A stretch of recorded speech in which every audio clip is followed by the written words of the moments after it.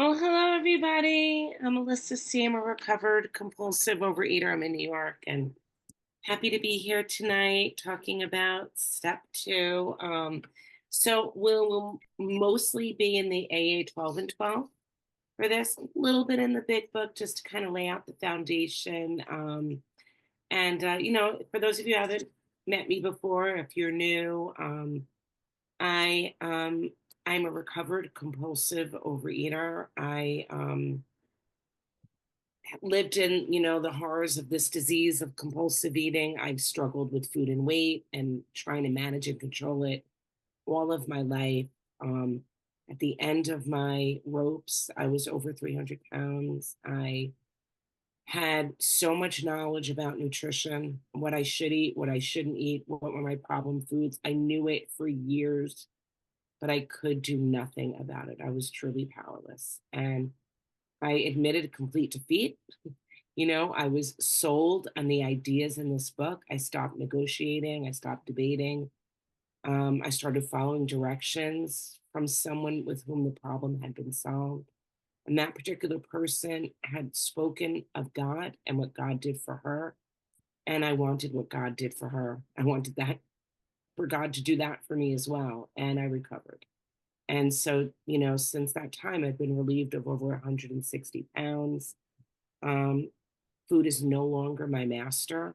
Um, I feel passionate about sharing the message because this is a program of miracles. And step two is a beautiful step. So let's jump into it. Um, Step two says, came to believe that a power greater than ourselves could restore us to sanity. And, whenever I discuss step two, I have to start off with the necessity for step two. And so, let's talk for a second about step one.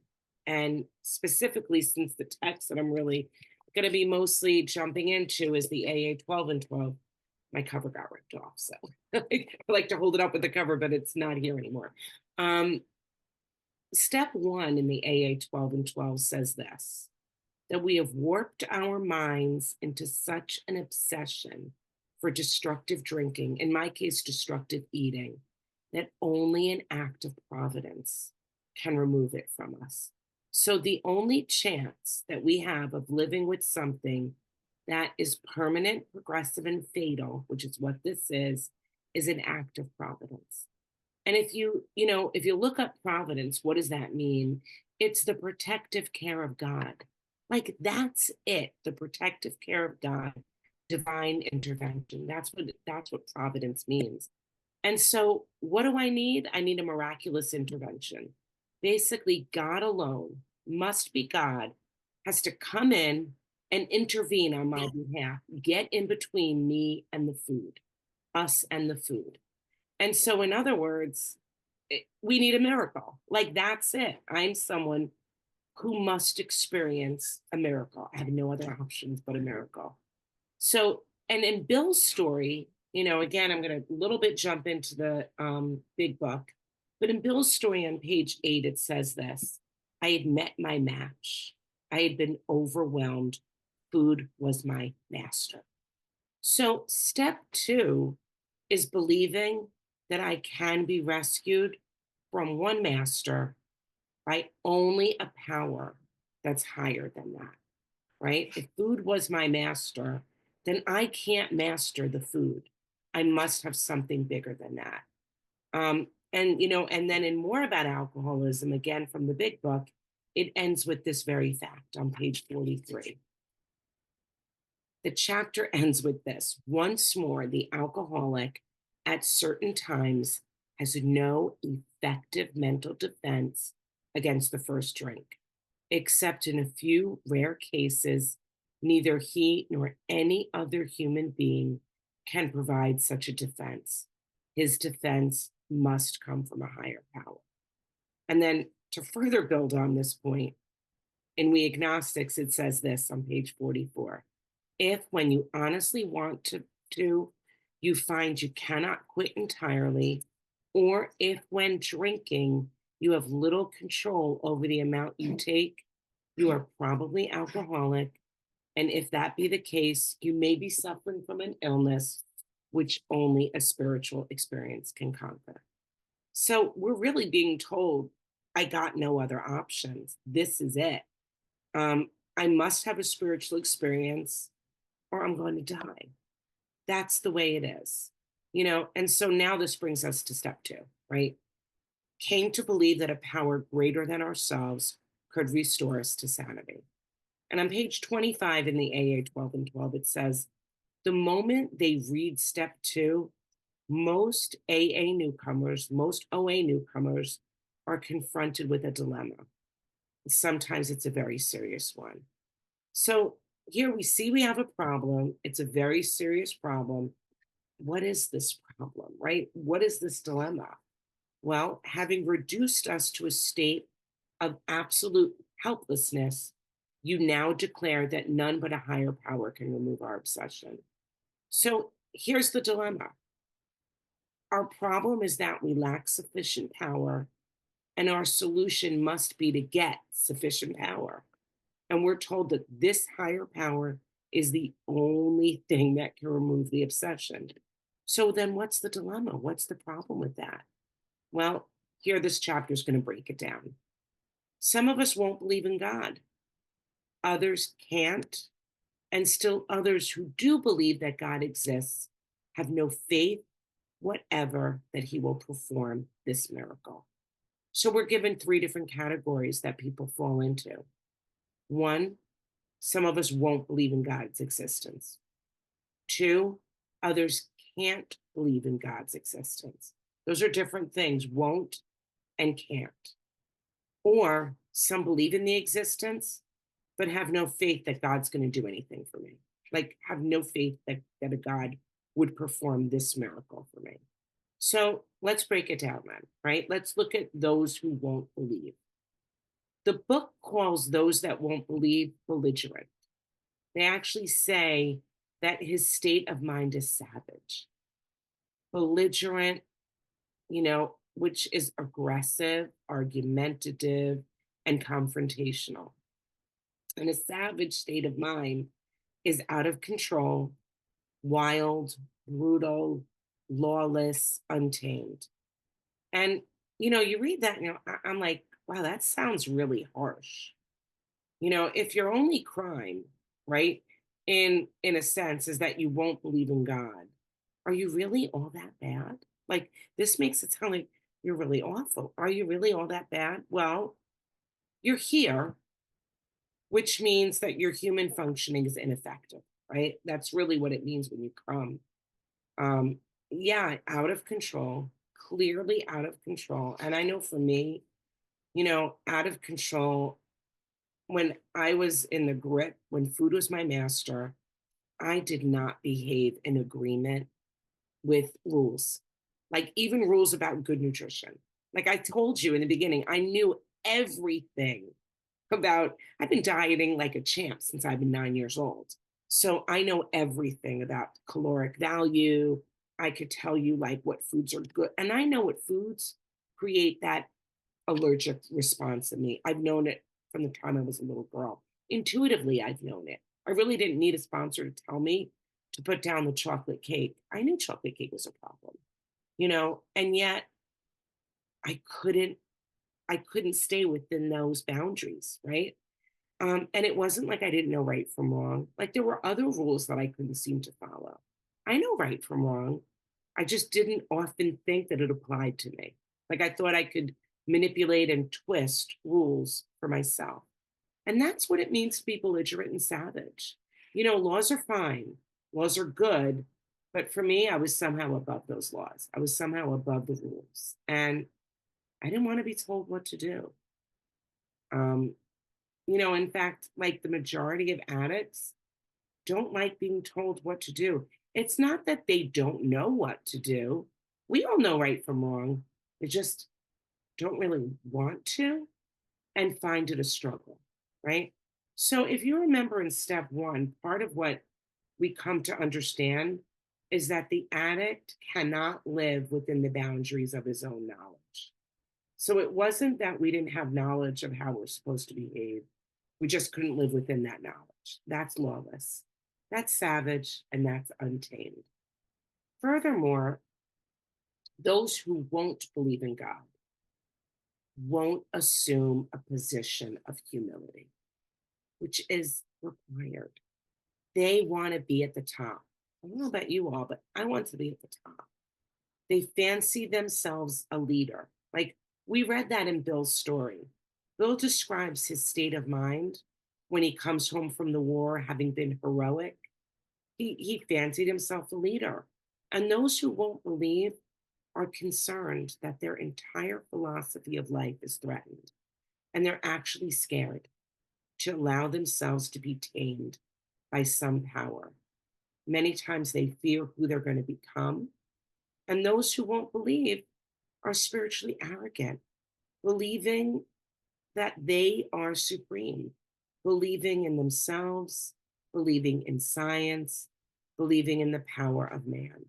They're angry and they revolt at the thought that they may have to abandon all their beliefs and faith in science. And here's what we can tell them: relax, like chill out and seek to be willing. And I think of it like this: won't, right? You won't believe, which means you will not. That's the opposite of willing. And in order to be really to begin our program, you have to be willing. Willingness is essential. And how do you become willing? Well, it's desperation. That's the job of the disease. It beats us into a state of reasonableness, which is willing.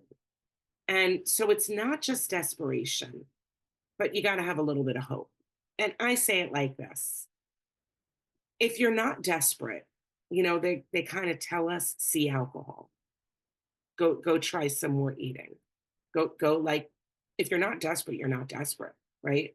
Desperation is essential, but you also have to have hope. And how do you get hope? How do you acquire hope? Well, if you're here, you got to have something. You must have some little seed of hope. Otherwise, why are you here? And I say that to anybody who ever picked up the phone and called me. When they say, I don't really think I have hope. Really? What you call for?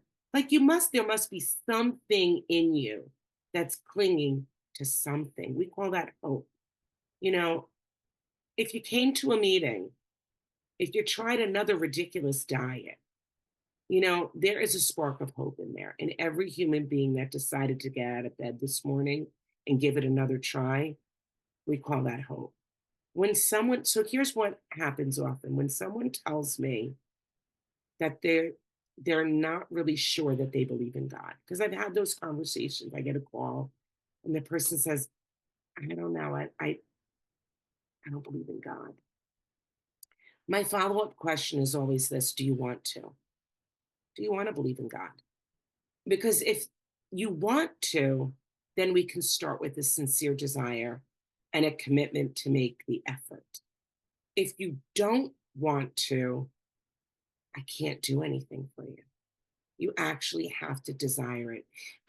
And so, like I said, I was going to bounce back and forth between the texts because I want to discuss that desire, the sincere desire. That comes on page 25 in the big book. And there's a solution. This is when you're like at the end of yourself. You have two alternatives.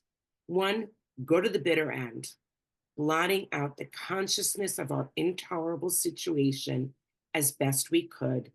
And the other is to accept spiritual help. This we did because we honestly wanted to and were willing to make the effort. So I ask people who tell me that they don't believe in God, one, do you want to? And are you willing to make an effort? And then we give people things to do so that they can use some of that effort, so they can summon up the willingness. Um, you know, this is usually enough to move a person that very small step from won't to can't. Can't is a little bit different. For those who can't believe, they have difficulty believing in a higher power's existence. They want to, though, but they're struggling to make that bridge. And one, Alcoholics Anonymous does not demand that you believe specifically in anything. You don't have to believe in my exact conception of God, only that you're willing to see, only that you're willing to make the effort. And two, to get sober and stay sober, you can do it piecemeal.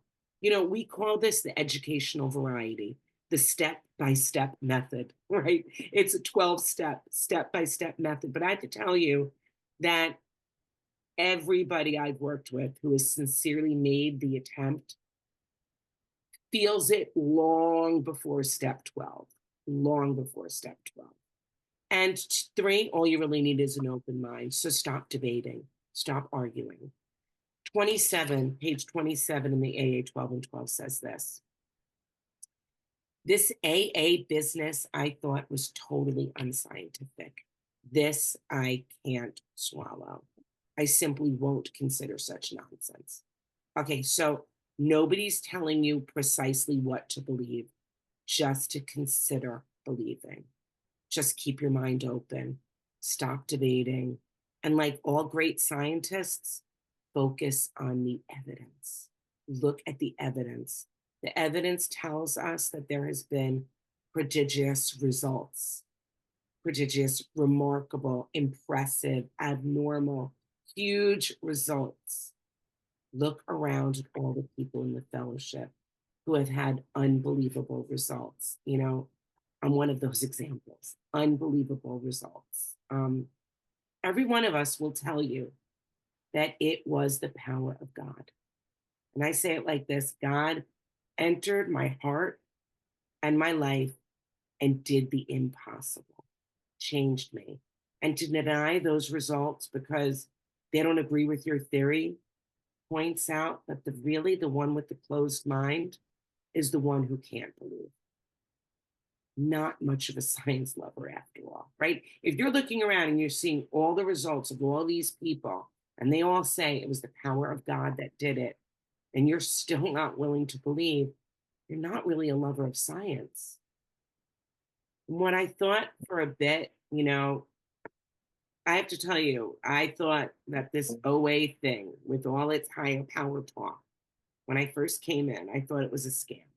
I thought it was some sort of a hoax, like it was a trick, that I couldn't allow myself to be tricked into believing such nonsense. But the idea was slowly planted into my consciousness. Could you just allow yourself to go with it?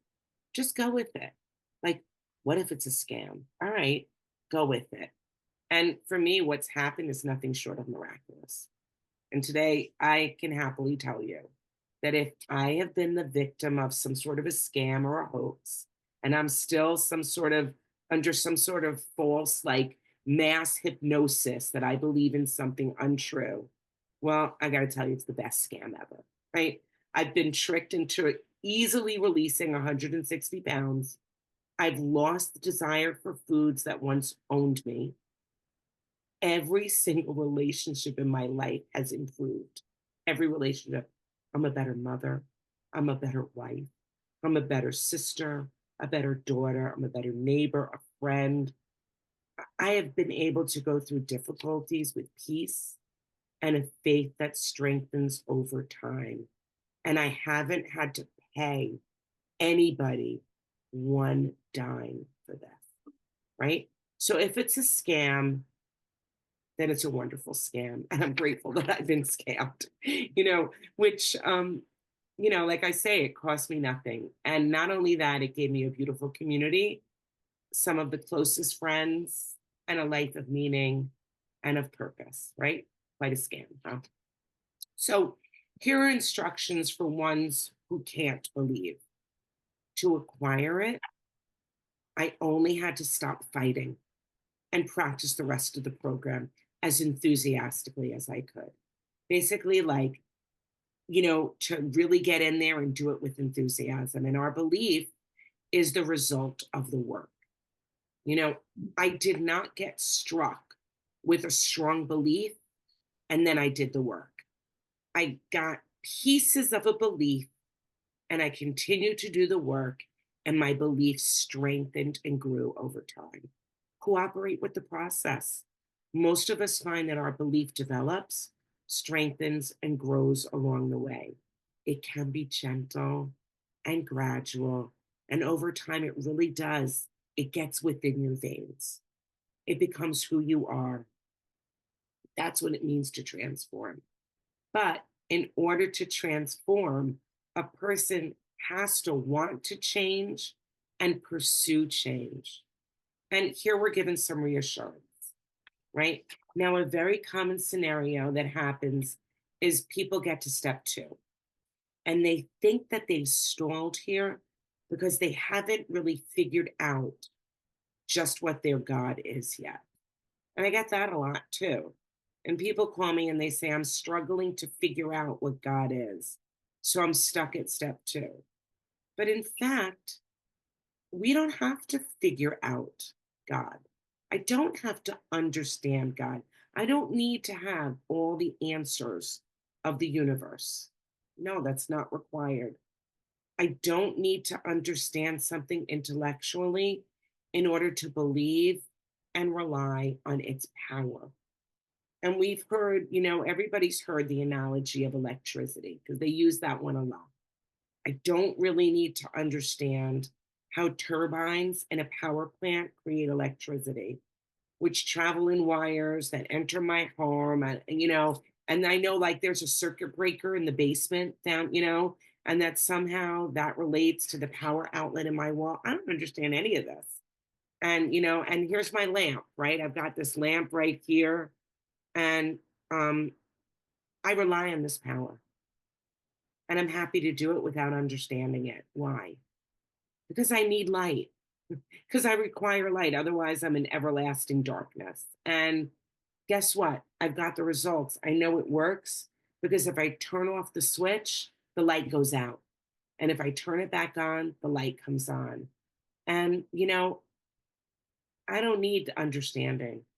What I really need is the humility to believe in something that I might not be able to understand or define yet. And we need faith. That's the definition of faith, believing without necessarily defining. I need a concept of God that supersedes a fixed concept. I need to have an open mind and a willingness to let my concept evolve, to let it grow. Page 28 says this: relieved of the alcohol obsession, their lives unaccountably transformed. They came to believe in a higher power, and most of them began to talk of God. So, over time, we stop telling other people. I have to tell you, here's what happens. Most of us over time stop explaining away to other people specifically what my concept of God is. Because what we find is that we believe in God. And I don't need to differentiate to tell you what's different about my belief and your belief. It's we believe in God and we let it be at that. Um, Now let's look at the third classification: those who believe God exists, but have no faith that he's going to perform this miracle. There are those that had faith but lost it. They're the drifters who became indifferent. They lost their faith because they began to believe that they didn't need to believe, that they could win and didn't need God, right? That things were great for them and they don't really need God after all. And then when crushed by alcohol, they once again returned to faith. And it was in AA that it was rediscovered. So a lot of people had faith, walked away from it, and then were crushed, came back, and found God here, right? But then there are those that lost their faith because they're intellectually self sufficient. They worship intellect. They worship themselves. They worship not just intellect, they worship their own intellect. And page 29 says this: yes, we were like you, far too smart for our own good. Knowledge was all powerful.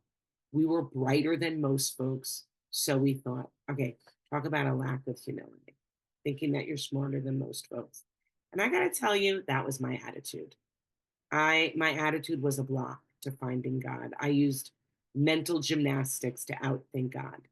I actually had said out loud in my arrogance an early 12-step work when I was told that step one meant that my thinking was broken, that I had a broken mind, and then someone said to me, step two, form your own conception. I said, okay, wait a second. Now you want me to use my broken mind to make up God? What do you want from me? This makes no sense. And first of all, I have to say, no, forming your own conception does not mean you make up God. It means you start what makes sense. To a concept is a beginning, forming your own beginning, forming your own approach. And it has to make sense to you. You have to find something that makes sense to you. And, for me, what helped me break through that blockage of my own arrogance and intellect was I've got a God that loves me so much that used it as an opportunity to like lovingly crack my intellectual arrogance open. And for me, I heard the voice of my father in my head. My father's deceased. I had a wonderful father who loved me deeply. And it would tell it to me like it is in a really loving but firm way. And I heard my dad's voice saying, stop being so smart. You don't know everything. You want to get better or not. And that sounded just like my father. And the truth is, yeah, I wanted to get better. And I had to admit I didn't know everything, obviously, And so that didn't necessarily propel me to falling on my knees and seeing the light. What it did do was it gave me, I needed a kick in the pants to stop debating and to just get on with the business of doing the work.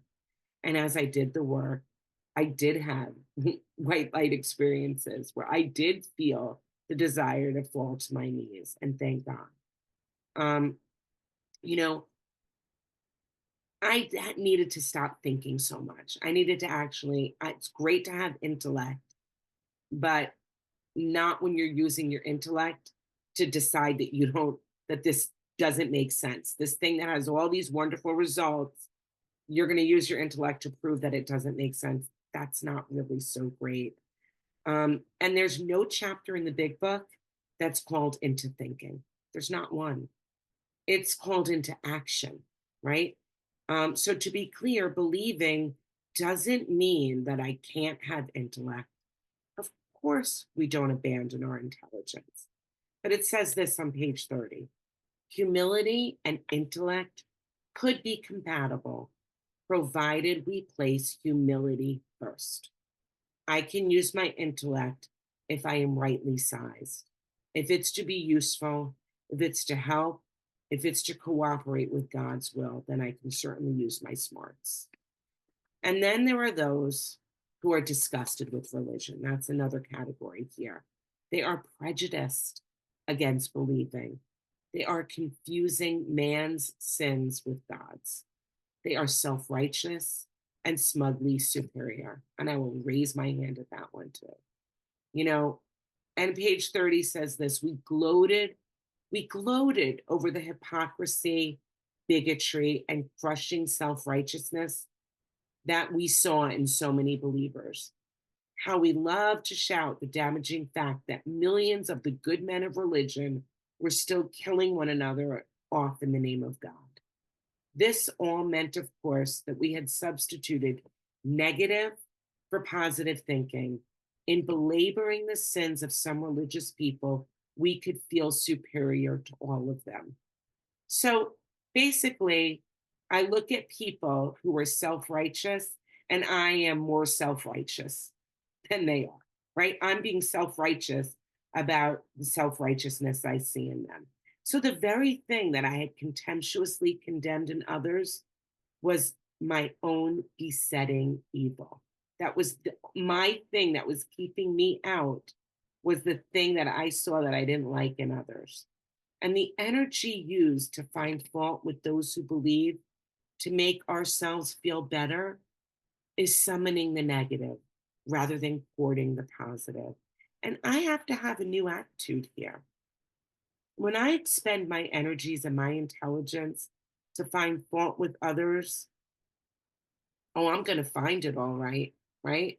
And then if I attribute human flaws as evidence of God's non existence, then I am much more like the ones I'm criticizing. And I know in this program of recovery, part of my desire to have a spiritual experience was to begin to use my intelligence, my ability to see things, to look for the good, to look for the positive. That was one of the actions I needed to take if I was to earnestly seek a relationship with God. And then there are those, it says, who have defied God because we did not get our way. Sometimes it's because we saw God as Santa and we were angry when we didn't get our wishes met.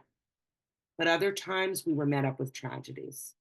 And page 31 says this: more often, though, we had met up with some major calamity and to our way of thinking lost out because God deserted us. And here it talks about the girl we wanted to marry, had other notions. We prayed to God, oh, please, make her change her mind, but she didn't. Sometimes people prayed for healthy children, and we may have gotten sick ones or none at all. Prayed for a promotion and none came. Loved ones upon whom we heartily depended were taken from us, so called, and they were so called acts of God. And then it says we became drunkards or compulsive overeaters. And we asked God to stop that. We begged God to stop it, but nothing happened. This was the unkindest cut of all. Damn this faith business, we said. Okay, so what's the problem with this? Well, we never really actually relied on God. Rather, we relied on our vision of how things should be. And when we didn't get that, we said, well, there is no God, or God doesn't really care about me, or God's power is inconsequential. But at no time did we really seek what God's will was for us. And, here's the sad reality is that we will at one time or another be met with pain and trials and catastrophes. We're humans.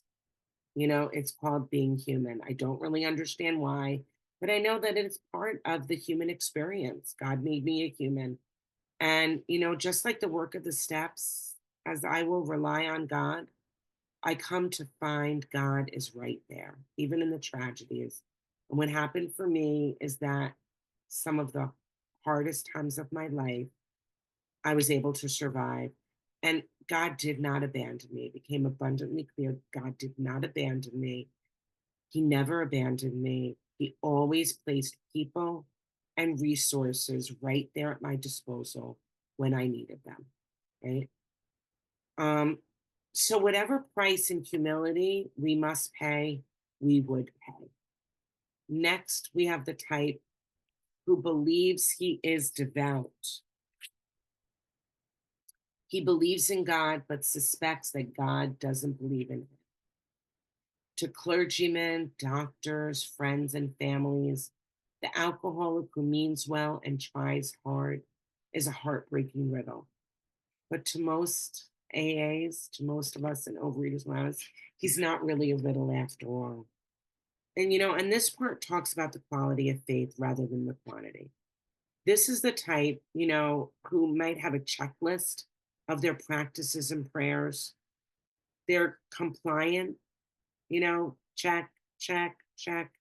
But truly, their prayers and their work is more of a spiritual transaction. Basically, I'll do this and you give me that. I'll do this and I'll get that. You know, I'll give you my devotion, God, and your job is to grant my wishes. I'll give you knowledge of my will for me, and you use your power to carry it out. And that's not how we rightly relate ourselves to God. So, all along, my internal motivation is to have my wishes granted in exchange for my prayers and worship, right? So, I'll give you prayers and worship, you give me my wishes. And in order to truly believe, it actually has to be without the selfishness of desire. Actually, we ask God to give us, victory over our difficulties, not so that we get all our wishes come true, but that so that we can continue to do his work for us, so that we can continue to help other people. You know, and actually, for those of you who might have a strong faith and you're wondering, why didn't it work? Like, I've been really good. Why didn't it work for me?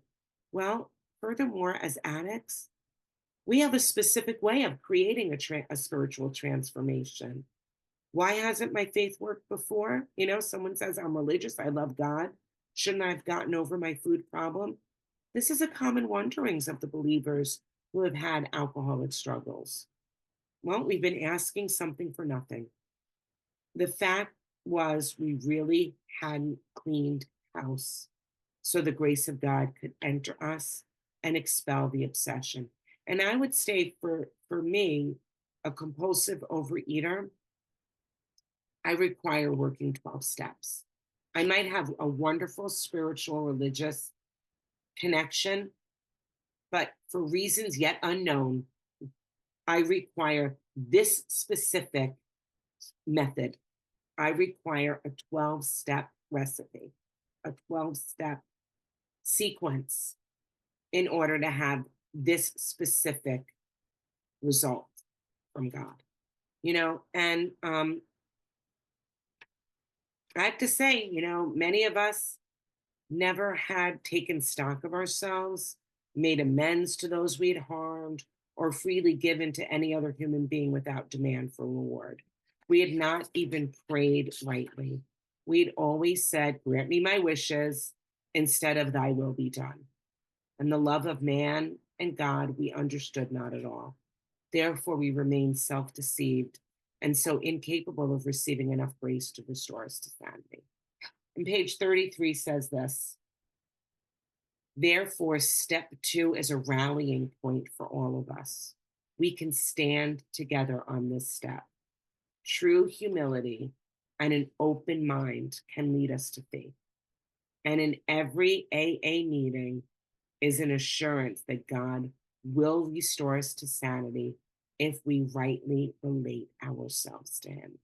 And so the rightly relating ourselves to Him is, we are not going to give God knowledge of our will. We're not going to tell God what it is that we want Him to do for us. The way we rightly relate ourselves to God is, we ask God for what He wants us to do. Basically, I ask God each morning, please give me my assignment. Tell me what it is you want me to do, and I will do my best to do it. And if you could give me the power to do what it is that you would like me to do, all the better. And I think it's a beautiful way to end a chapter, that we are reassured, we're guaranteed that the restoration of our sanity will come. It's a loving and powerful dose of encouragement. If step 1 is the realization that I must have a miracle, that I am drowning, then step 2 is the life vest arriving.